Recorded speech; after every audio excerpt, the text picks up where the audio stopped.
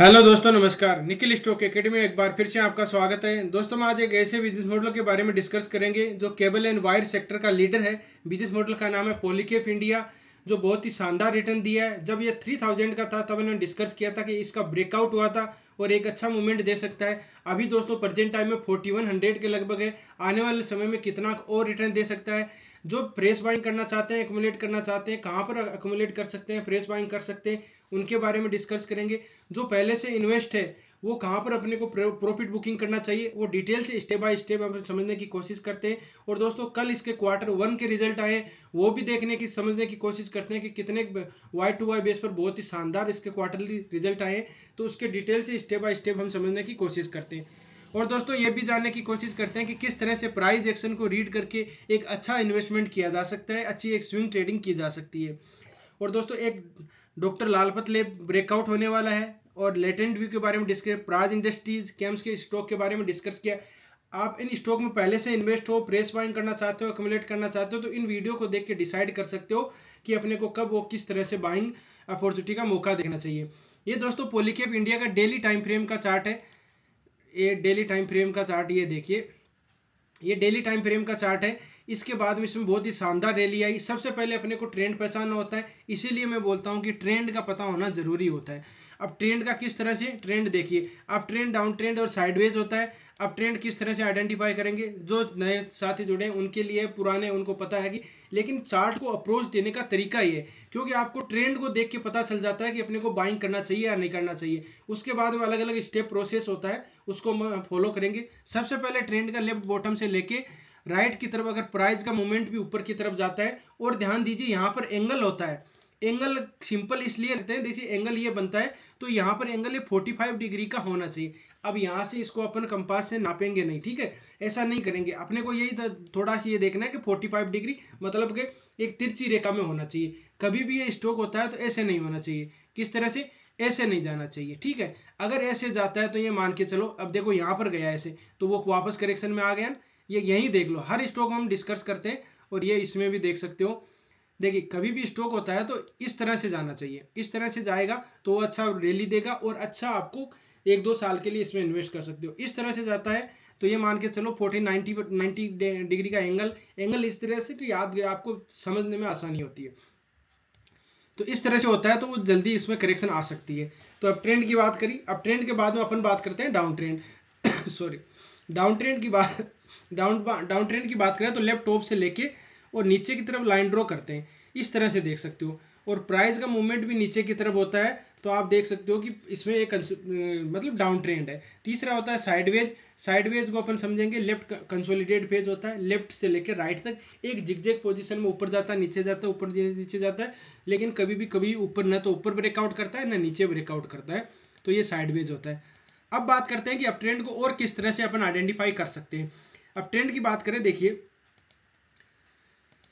Simple है, जिस तरह से अपन छत पे जाते हैं, वैष्णो देवी की चढ़ाई पर जाते हैं, स्टॉक भी ऊपर जाता है, अलग अलग इंसान का अलग अलग बिहेवियर रहता है, उसी तरह से स्टॉक का भी अलग बिहेवियर रहता है। अब देखिए, कई स्टॉक है जो ऊपर की टॉप पे लगा रहे हैं, कई स्टॉक है जो देखो टॉप की, इसने कब लगाया था, सितंबर 21 में लगाया था, ठीक है, सितंबर 21 में टॉप लगाया था, मार्केट ने 21 में टॉप लगाया था। उसके बाद में जैसे हमने डिस्कस किया था, दीपक नाइट्राइट, TCS, कई स्टॉक है जो डाउन में, इन्फोसिस, लेकिन ये स्टॉक है जो आप देखिए सॉरी, टॉप साथ में लगाया, साथ में लगाने के बावजूद देखिए इसमें अभी वो ऊपर की लगभग, मतलब कि ये मान सकते हो कि लगभग था वो 2400 के लगभग, मतलब कि 1600 के लगभग इसमें प्राइस का मूवमेंट आ चुका है। और कई स्टॉक है जो डाउन में बैठे। तो ये स्टॉक का अलग अलग बिहेवियर रहता है। इसमें आप चाहे क्वार्टरली रिजल्ट देखो, चाहे कोई देखो, इस चार्ट के हिसाब से ही आएंगे सभी। हमने यही डिस्कस कर लिया था, यही डिसाइड कर लिया था कि इसमें एक अच्छा मूवमेंट आने वाला है। जनवरी की बात है दोस्तों, जब प्राइस थी 2800 के लगभग। और इसमें हम और भी डिस्कस करेंगे कि इस लाइन से नीचे नहीं आएगा, एक लाइन ड्रॉ करेंगे, उसी बार बार सपोर्ट ले रहा है, तो उसका भी सपोर्ट लेना चाहिए, वो आदमी उससे नीचे नहीं आना चाहिए। तो ये अप ट्रेंड की क्या होता है, ऊपर जाता है तो इसमें सीढ़ियों की तरह जाता है, एक टॉप लिया, बॉटम लिया, ऊपर का टॉप हायर टॉप होगा और नीचे का बॉटम होगा। ये top lower, higher top higher bottom मिलते हैं अप ट्रेंड में, ठीक है। और ये कंसोलिडेट था, कंसोलिडेट के बाद में इसमें डाउन ट्रेंड आया ही नहीं, एक कोई भी स्टॉक होता है तो दो तरह से मतलब कंसोलिडेट कर सकता है, प्राइस को एडजस्ट कर सकता है। एक तो होता है टाइम वाइज, एक होता है प्राइस वाइज। इसने क्या किया दोस्तों, प्राइस टाइम वाइज कर दिया था। लगभग देखिए इसमें प्राइस में कोई भी ज्यादा इसमें मूवमेंट नहीं, नीचे नहीं आया था, लेकिन ये इतनी रैली दिया था। इतनी रैली देने के बाद में 600 का स्टॉक मान सकते हो कि ये लगभग मतलब 3000 के लगभग चला गया था, तो 5 गुना हो गया था। तो वो प्राइस को एडजस्ट किया मतलब टाइम वाइज इसने एक कंसोलिडेट फेज में रहा। अगर आना चाहता तो नीचे आ सकता था ये, लेकिन ये नहीं आया, और प्राइस के हिसाब से नहीं आया, टाइम के हिसाब से आके फिर ऊपर की तरफ निकल गया। तो इसमें इस तरह से देख सकते हो। इसमें क्या है, ये रेंज बाउंड एरिया है। देखिए रेंज बाउंड एरिया के बाद ऊपर की तरफ ब्रेकआउट। अब मैं आपको थोड़ा बड़े टाइम फ्रेम में दिखाता हूँ ब्रेकआउट फेल कैसे होते हैं, ये भी देखना है। देखो ब्रेकआउट फेल कैसे होते हैं दोस्तों, ये एक ट्रेड लाइन ड्रॉ करते हैं। ये देखिए इस ट्रेड लाइन के सपोर्ट ले रहा था बार बार, 1 time 2 time 3 time 4 time support लिया, और ऊपर की ट्रेड लाइन थी, इसका इसने बार बार रेजिस्टेंस लिया था, ये रेजिस्टेंस लिया था। अब आप देख पाओगे, एक सेकेंड, ये देखिए इसमें क्या हुआ था। यहां पर देखिए, यहां पर ये बार बार सपोर्ट ले रहा था, यहां पर बार बार सपोर्ट ले रहा था, ऊपर की तरफ बार बार रेजिस्टेंस ले रहा था। और आप यहां देख पाओगे कि इसने एक यहां पर ब्रेकआउट कर दिया था। किस तरह से ब्रेकआउट किया था, देखो ये ब्रेकआउट बोलते हैं इसको, एकदम इसका ब्रेकआउट, यहां पर रेजिस्टेंस मिला हुआ था और इसको ब्रेकआउट किया था। ब्रेकआउट करने के बावजूद ये वापस आ गया, ये शूटिंग स्टार कैंडलस्टिक पैटर्न बना दिया इसने। ये ट्रेंड रिवर्सिंग कैंडलस्टिक पैटर्न है। शूटिंग स्टार के बाद में इसमें थोड़ी बहुत इसमें नीचे की तरफ आया, कंसोलिडेट मतलब करेक्शन हुई है, फिर वापस करता है। तो फिर वापस इसका देखो ब्रेकआउट, रियल में ब्रेकआउट कौन सा हुआ था, रियल में ब्रेकआउट हुआ था ये, देखिए इसका रियल में ब्रेकआउट हुआ था, ये ब्रेकआउट हुआ था, ठीक है। ये ब्रेकआउट के बाद में अचानक यहां पर या तो इसको कंसोलिडेट होना था, इस लाइन के पास में कंसोलिडेट होना चाहिए दोस्तों। दो कंडीशन से ब्रेकआउट होता है, देखिए समझिए। एक तो समझ लीजिए ये लाइन है और यहां पर ये लाइन है, तो एक ब्रेकआउट होना होगा इसको, तो ये कंडीशन में अचानक निकल गया। ये अचानक अगर इसको ब्रेकआउट कर दिया, निकल गया, तो ये मान के चलो इसको वापस आना पड़ेगा। कहां आएगा, ये वापस इसको रिटेस्ट करने आएगा। रिटेस्ट करके यहां पर कोई buying trend reversing candlestick pattern बनाएगा दोस्तों, और फिर ऊपर की तरफ जाएगा। अब buying trend reversing candlestick pattern, ये देखो ब्रेकआउट, रिटेस्ट, यहां पर कोई buying trend reversing candlestick pattern, फिर ऊपर की तरफ निकला। तो अपने को अचानक पहले जब ब्रेकआउट होता है तब बाइंग नहीं करना है, अपने को करना है यहां पर देखिए उसका, और यहां पर इसी में इसी तरह से काम हुआ है। पहला कंडीशन ये, अगर ऐसे नहीं होता है तो दूसरी कंडीशन किस तरह से होती है वो देखिए। दूसरी कंडीशन ये है कि ये ट्रेड लाइन है, दो ट्रेड लाइन के बाद में ये देखिए यहां से इसको ब्रेकआउट करना होगा, तो इस लाइन के पास में यहां पर ये कोई प्राइस एक्शन बनाएगा, कंसोलिडेट करेगा, ठीक है। कंसोलिडेट करके फिर ऊपर की तरफ ब्रेकआउट करेगा, तब इसमें वापस आने की पॉसिबल, बाद में ये वापस रिटेस्ट भी नहीं करने आएगा। दो तरह से ब्रेकआउट होता है, हर वीडियो में हम डिस्कस करते हैं। अब देखिए इसमें आप एग्जांपल देख लीजिए, ठीक है। ये देखिए इसमें ब्रेकआउट किस तरह से हुआ है, ये देखिए ब्रेकआउट हुआ है, ब्रेकआउट के बाद में इसको पुल यहां पर रिटेस्ट किया है, और रिटेस्ट करने के बाद में क्या इसमें buying trend reversing candlestick pattern बनाया है। दोस्तों मैं आपको, जो नए साथी जुड़े हैं, buying trend reversing candlestick pattern कौन से होते हैं और selling trend reversing candlestick pattern कौन से होते हैं, इनके बारे में हमने डिस्कस किया है। प्लेलिस्ट का लिंक डिस्क्रिप्शन में जाके देखिए, समझिए, उसके बाद में डिसीजन लीजिए। बाइंग के लिए माने तो morning star formation, morning doji star formation, hammer candlestick, bullish harami, bullish engulfing, bullish sandwich, shooting star, ये आदि मतलब शूटिंग स्टार ट्रेंड सेलिंग का हो गया, और बाकी के सब ये बाइंग के होंगे। तो इनको सीखने से आप मतलब आदि आपकी समस्याएं दूर हो जाएगी। अब देखिए ब्रेकआउट के बाद में यहां पर कौन सा ट्रेंड रिवर्सिंग कैंडलस्टिक पैटर्न बनाया, इसको बोलते हैं दोस्तों बुलिश हरामी पैटर्न। बुलिश हरामी पैटर्न इसका एसल रहेगा, इसको ब्रेकआउट करेगा, फिर रहे ब्रेकआउट रिटेस्ट। देखिए इसमें यही एग्जैक्ट वही चीज हुई है, जो ये ब्रेकआउट ये रिटेस्ट, और फिर ऊपर की तरफ निकल गया। अदरवाइज इसको ये भी कर सकता था, यहां पर इसको प्राइस को यहाँ कंसोलिडेट कर सकता था, कंसोलिडेट करके फिर निकलता, तो इसमें एक अच्छी रैली आती। दोनों तरह से अपने को ध्यान रखना है। दो ही कंडीशन है दोस्तों, कोई ज्यादा इसमें कोई लफड़ा मतलब पूरी ज्यादा गणित नहीं है। दो चीजों का ध्यान रखना है, ब्रेकआउट या ब्रेकडाउन करे, तो ब्रेकआउट के बाद में अचानक निकल गया, देखो अचानक निकल गया, रुका ही नहीं निकल गया, तो वापस रिटेस्ट करेगा, एग्जैक्ट वही सपोर्ट लेके फिर ऊपर की तरफ निकल गया। और ऐसे दो कंडीशन हमने जो कंसोलिडेट करेगा फिर बाद में निकला। अब इस टाइम प्राइस कौन सी थी, देखिए जनवरी की बात है, 2800 रुपए का था, 2800 का लगभग अभी था, 4100 के लगभग था। तो इसमें अपने को क्या कर सकते हो, अब जो नई फ्रेश बाइंग करना चाहते हैं दोस्तों, बहुत ही शानदार बिजनेस मॉडल है इसका। मैं आपको देखो एक बार इसके क्वार्टरली जो अभी रिजल्ट आए उसके बारे में दिखा देते हैं, इसके बारे में डिस्कस करते हैं। ये देखिए दोस्तों, इसका रेवेन्यू है टोटल, मतलब कि इसका जून का अभी क्वार्टरली रिजल्ट है, ये मार्च का था और ये पिछले साल जून का है। तो कहने का मतलब क्या हुआ, कहने का मतलब ये हुआ कि ये तो वाई टू वाई बेस है और ये बाद में वाई टू वाई बेस हो गया जो जून का, और ये कौन सा हो गया, ये इसका क्वार्टरली रिजल्ट है। तो देखिए टोटल इनकम कितनी है इसकी, 39,533 था इसका टोटल इनकम हुआ था, इसका 43 था और बाद में 27। कहने का मतलब ये है कि वाई टू वाई बेस तो इसमें बहुत ही अच्छा जंप है, लेकिन क्वार्टरली रिजल्ट है वो डाउन है। कभी भी अगर दोस्तों इन्वेस्ट करते हो, लॉन्ग टर्म का नजरिया होता है, लॉन्ग टर्म का मतलब 2-3 साल का अगर नजरिया होता है, तो वाई टू वाई बेस आपको देखना चाहिए। क्यों कि क्वार्टरली रिजल्ट को एडजस्ट, मतलब कि एक कंसोलिडेट एक रेंज, मतलब कि उसमें कंटिन्यू करना थोड़ा मुश्किल हो जाता है। पिछला क्वार्टरली रिजल्ट था वो बहुत ही अच्छा था, उसमें कोई दिक्कत नहीं था, ये देख सकते हो उसको 43 था। तो इस तरह से आप इसमें देख सकते हो। तो ये कहने का मतलब यह कि जो वाई टू वाई बेस है वो इसका इनकम है बहुत ही अच्छी है इसमें, और ये जो क्वार्टरली रिजल्ट है वो थोड़ा सी डाउन है, इसका मतलब इनकम डाउन है। बाद में बात करते हैं दोस्तों इसका, अपन देखिए इन एक्सपेंडिचर, टोटल एक्सपेंडिचर कितना हुआ, टोटल एक्सपेंडिचर ये देखिए, टोटल एक्सपेंडिचर ये है, टोटल एक्सपेंडिचर देखो 34 है, 34 है, ये 37 था, 34,228 है और इसमें 37 था, और यहाँ पर देखिए इसका 24 था, 24 से कितना 34 हो गया। तो ये एक्सपेंडिचर खर्चा था।